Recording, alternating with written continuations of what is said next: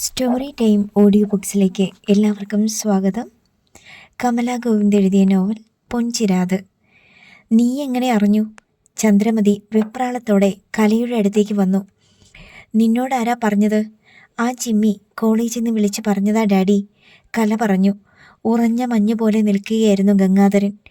ആ മെഡിക്കൽ റൂമിൽ പോയി അവളെ ഇടയ്ക്കിടെ വാച്ച് ചെയ്യുന്നുണ്ടായിരുന്നു ജിമ്മി. ഇന്ന് ഉച്ചയ്ക്ക് ചെന്നപ്പോൾ അവൾ റൂമിലില്ല. ഡിസ്ചാർജ് ചെയ്തെന്നറിഞ്ഞ് അവൻ സൂത്രത്തിൽ അന്വേഷിച്ചപ്പോഴാണ് അറിഞ്ഞത് കുട്ടു കൂടെ ഉണ്ടായിരുന്നെന്നും അവൾ ഹോസ്റ്റലിൽ ഇല്ലെന്നും. കല വിശദീകരിച്ചു. ചന്ദ്രമതിയുടെ മുഖവും കരിവാളിച്ചു. കുട്ടുവിന് അങ്ങനെ ഒരു അബദ്ധം പറ്റുമോ? ആ ഉർവശി അവനെ ശരിക്കും വശീകരിച്ചു, അത്ര തന്നെ. കല അമർഷം കൊണ്ടു.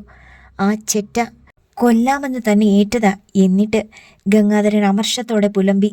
തീർന്നെന്ന് അവൻ പറഞ്ഞതുമാ. മുടിഞ്ഞ ഊര അവൾക്ക് ഒന്നും പറ്റിയില്ലല്ലോ. കാശ് 15 ലക്ഷം പോയി കിട്ടി.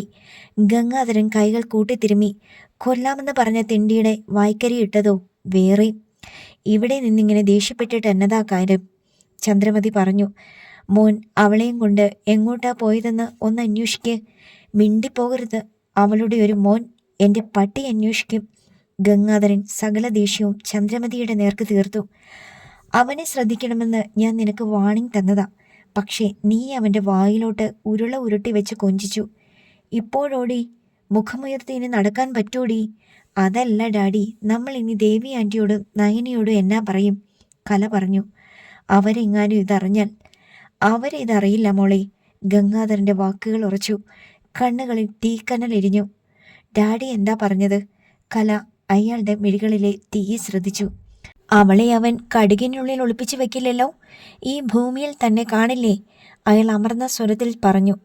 തീർക്കാനാ ഗംഗാധരൻ കുറി വരച്ചതെങ്കിൽ തീർത്തിരിക്കും, സംശയിക്കണ്ട ഡാഡി. കല കരുതലോടെ പറഞ്ഞു. നമ്മുടെ ഒരറ്റംപ്റ്റ് കഴിഞ്ഞു. ഭാഗ്യത്തിന് നമ്മളാണതിന് പിന്നിലെന്ന് പോലീസിന് പോലും സംശയമില്ല. അതുകൊണ്ട് ഇനിയെത്തിയത് ശ്രദ്ധിച്ചു വേണം. ഞാൻ ആ ലോപ്പസിനെ അത് ഏൽപ്പിച്ചു. അതാ അവൾ രക്ഷപ്പെട്ടത്. ഇനി അവൾ രക്ഷപ്പെടില്ല മോളെ. സൂക്ഷിക്കണേ, ചന്ദ്രമതി പറഞ്ഞു. ആ കോളേജ് പിള്ളേർ ഇളകിയത് കണ്ടോ? അവളുടെ ജീവനെടുത്താലും അവരിളകും.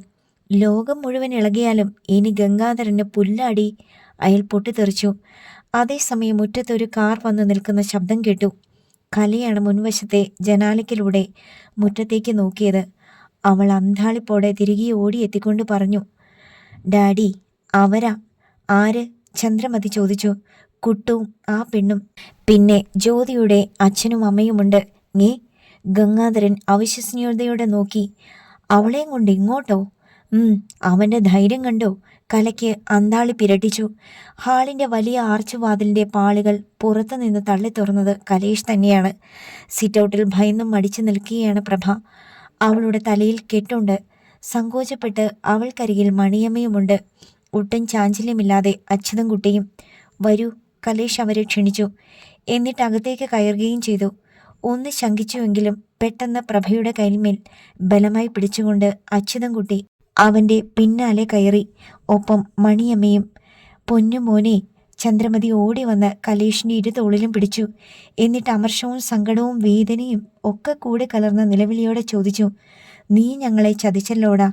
മാറി നിൽക്കടി. ഗംഗാധരൻ ചന്ദ്രമതിയെ പിടിച്ചൊളിച്ചുകൊണ്ട് കലേഷിൽ നിന്നും വേർപെടുത്തി പിന്നോക്കം തള്ളി. ചതിക്കാൻ ഇവനെ ഞാൻ സമ്മതിച്ചിട്ട് വേണ്ടേ?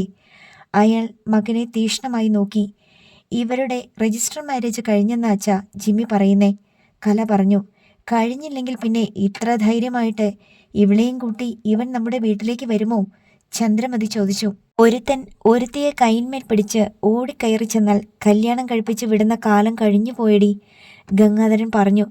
എന്നിട്ട് മകൻ്റെ നേർക്ക് നോക്കി.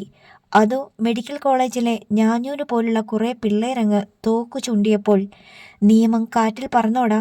നീ അവളെ കിട്ടിയോ? ഇല്ല, കലേഷ് പറഞ്ഞു. അവൻ്റെ മുഖത്ത് ഭയമോ ചമ്മലോ ഉണ്ടായിരുന്നില്ല. പെട്ടെന്നായിരുന്നു അത്. ഗംഗാധരൻ്റെ കൈ വായുവിലൊന്ന് ഉയർന്നു പറന്നതാണു. കലേഷിന് തോന്നി കരണം പൊളിഞ്ഞെന്ന്. അത്രയ്ക്ക് ശക്തമായിരുന്നു അടി. പിന്നെന്തിനാടാ ഇവളെയും കൂട്ടി നീ ഇങ്ങോട്ട് വന്നത്? ഇവളുടെ ജീവന് ഭീഷണിയുണ്ട്. കവിൾ ശക്തമായി തിരുമ്മിക്കൊണ്ട് കലേഷ് പറഞ്ഞു. അതുകൊണ്ടാ ഇങ്ങോട്ട് കൊണ്ടുവന്നത്. അവൾക്ക് സെക്യൂരിറ്റി വേണം. ഇവളുടെ ജീവനും ഭീഷണിയോ? ഗംഗാധരൻ പുച്ഛത്തോടെ ചിരിച്ചു. അല്ല, 4-ാം കിട കോൾ ഗേൾസിന് പോലും സെക്യൂരിറ്റി വേണമെന്ന് മുറിവിളി കൂട്ടാം. കാലം മാറിപ്പോയി. അനാവശ്യം പറയരുത്, അച്യുതൻകുട്ടി അമർഷത്തോടെ പറഞ്ഞു. അനാവശ്യമോ? വിളിച്ചോണ്ട് ഇറക്കി പോടോ ഈ നാശത്തിനെ.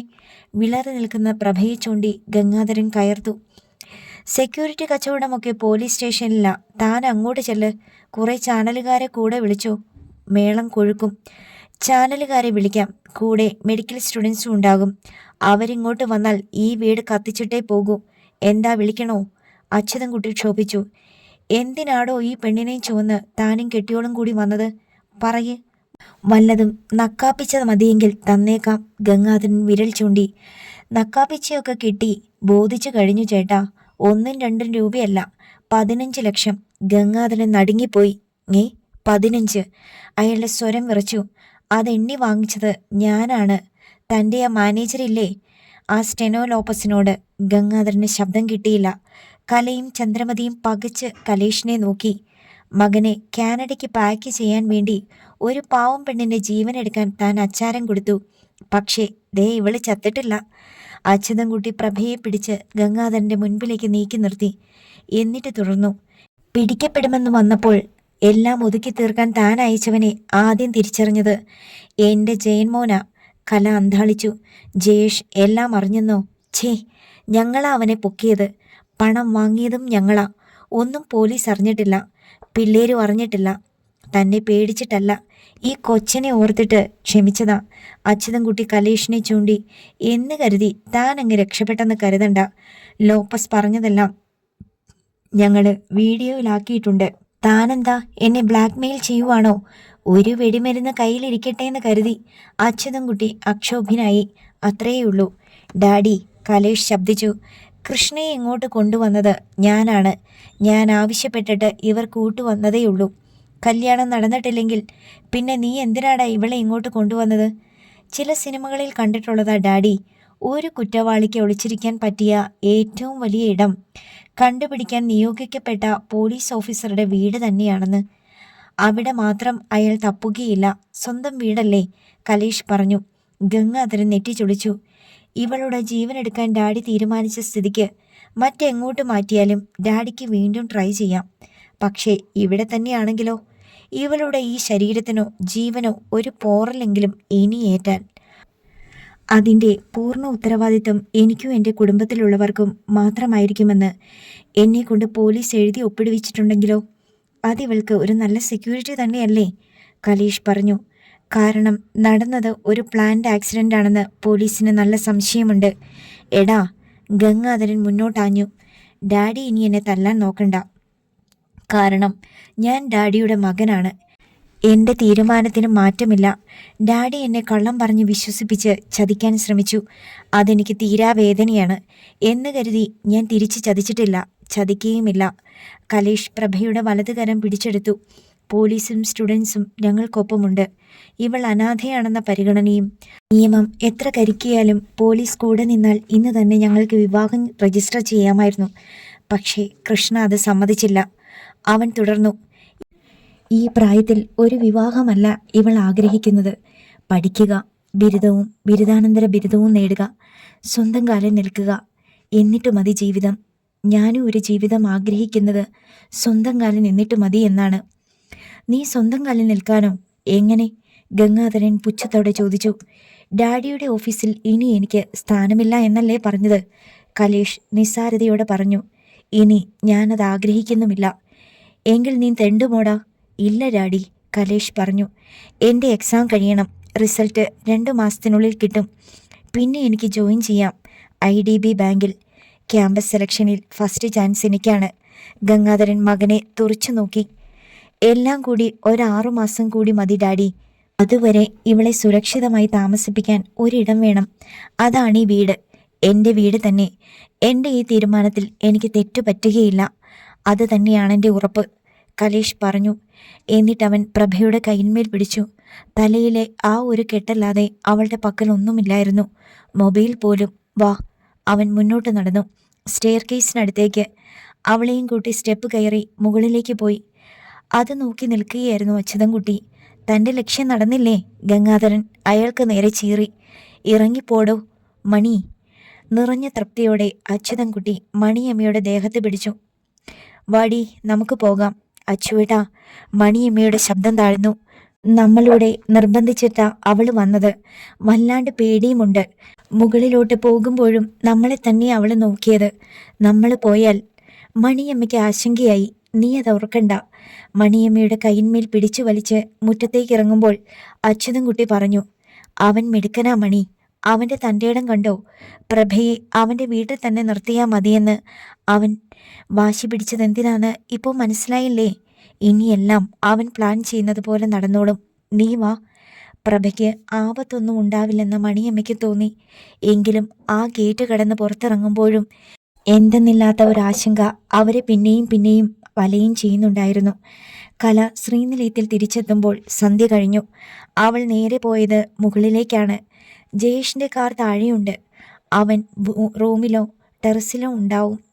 കല റൂമിൻ്റെ മുന്നിലെത്തി. അകത്ത് സെറ്റിയമേൽ ചാരി കിടക്കുകയാണ് ജയേഷ്. മടിയിൽ ലാപ്ടോപ്പ്. ഏതോ ഫോൾഡർ ഓപ്പൺ ചെയ്യുകയാണ്. നീ എന്താടാ ഞങ്ങളെ തോൽപ്പിക്കാൻ ഇറങ്ങിയിരിക്കുവാണോ?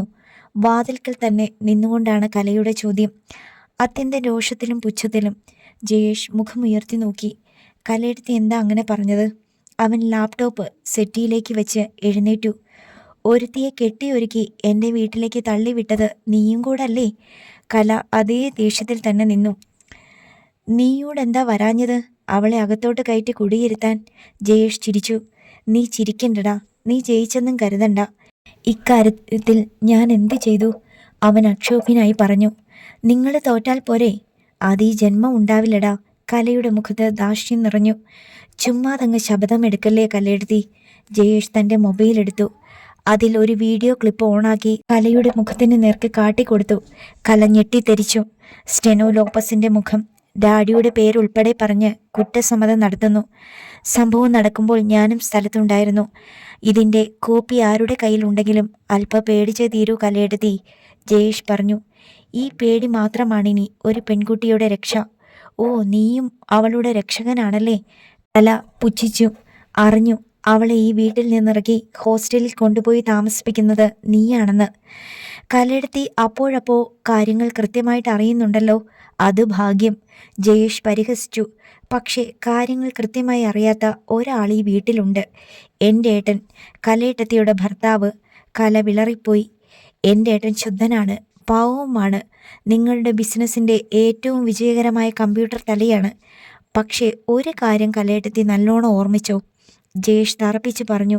ഒരു അനാഥ പെണ്ണിൻ്റെ ജീവന് നിങ്ങൾ വിലയിട്ട കാര്യം ആ പാവത്തിനറിയില്ല.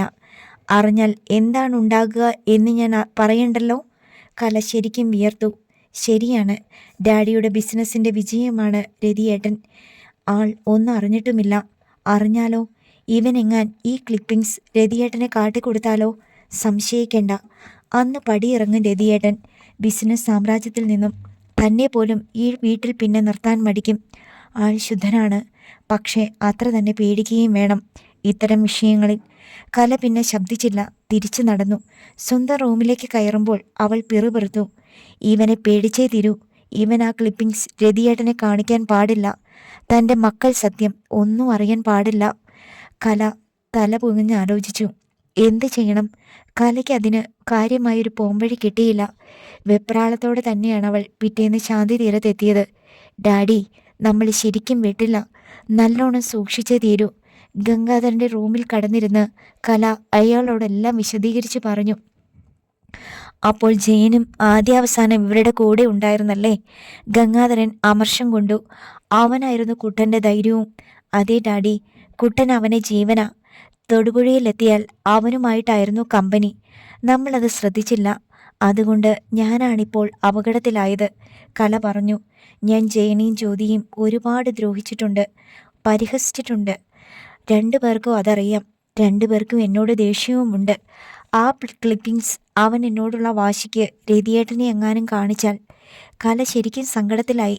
രതിയേട്ടൻ എന്നെ ദേഷ്യത്തിൽ ഒന്ന് നോക്കുന്നത് പോലെ എനിക്ക് സഹിക്കാൻ പറ്റില്ല ഡാഡി. മകളുടെ സങ്കടം ഗംഗാധരൻ്റെ നെഞ്ചിനുള്ളിൽ മുറിവായി നീറ്റലുണ്ടാക്കി. എന്തിയെ അവള്? മുകളിൽ തന്നെയാണോ? കല അമർഷത്തോടെ ചോദിച്ചു. ഗംഗാധരൻ അമർഷത്തോടെ മൂളി. തല പന്തം പോലെ കെട്ടിവെച്ചിരിക്കുകയല്ലേ, ഇളക്കണ്ടാന്ന്. റെസ്റ്റില്ല. താഴേക്ക് വരുന്നില്ല. ആഹാരം പ്ലേറ്റിലാക്കി അവൻ തന്നെ മുകളിലെത്തിക്കുക. അയാളുടെ മുഖം തീവങ്ങലേറ്റതുപോലെ ചുവന്നു. നാശം, അവളങ്ങ് തീർന്നാൽ മതിയായിരുന്നു. കലപ്രാഗി. തീരും മോളെ. ഗംഗാധരൻ്റെ സ്വരം അമർന്നു. അവളുടെ ശരീരത്തിനോ ജീവനോ നമ്മൾ പോറലുണ്ടാക്കിയാലല്ലേ നമുക്ക് പ്രശ്നമുള്ളൂ. അവൾ സ്വയം ജീവനങ്ങ് ഒടുക്കിയാലോ? നീ എന്തു പറയുന്നു? ഡാഡി എന്താ ഉദ്ദേശിക്കുന്നത്? ഒരു ആത്മഹത്യ അവൾ ചെയ്താൽ പോരെ? അതെങ്ങനെ? കലയ്ക്ക് മനസ്സിലായില്ല. വഴിയുണ്ട്. ഗംഗാധരൻ്റെ നോട്ടം കോർത്തു. പകയുള്ള സർപ്പത്തിൻ്റെ ക്രൗര്യം മുഖത്ത് നിറഞ്ഞു. അതവൾ ചെയ്യും, ചെയ്തിരിക്കും. അടുത്ത ഭാഗം നാളെ.